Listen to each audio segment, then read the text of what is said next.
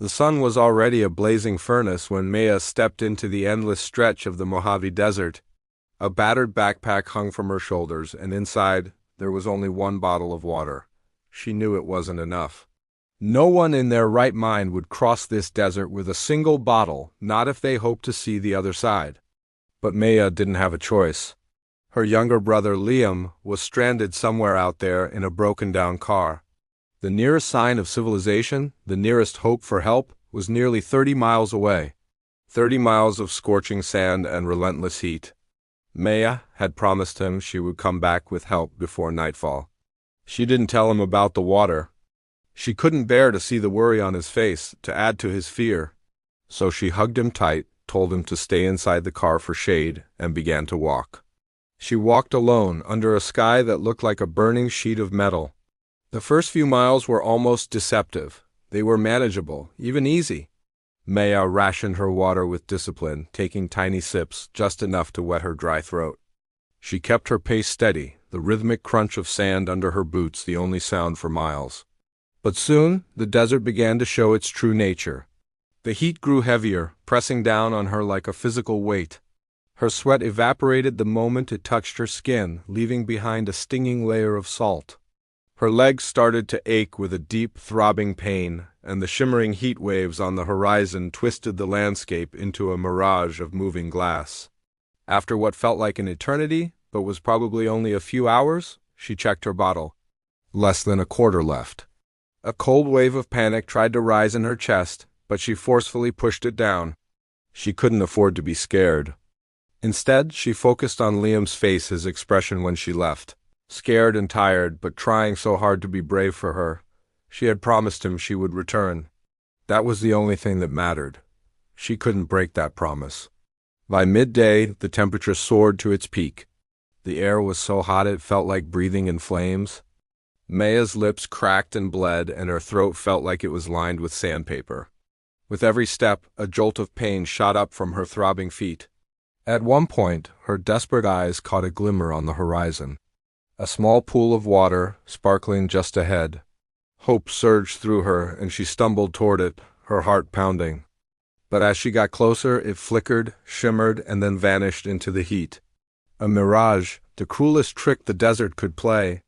Her knees buckled, and she fell hard onto the burning sand. She just lay there for a long moment, tears stinging her eyes.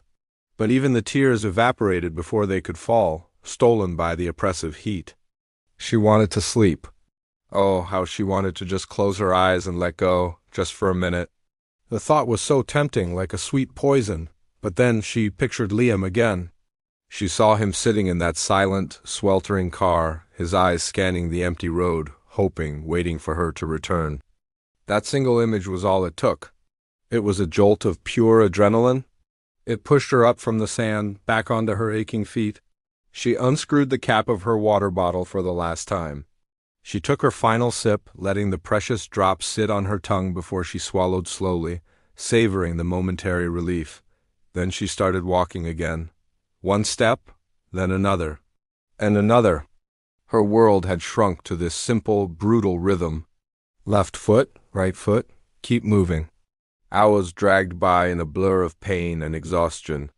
The sun, finally taking pity, began to dip lower in the sky, painting the desert in hues of orange and purple. And then a faint shape started to emerge from the hazy distance. At first, she thought it was another mirage, another cruel joke.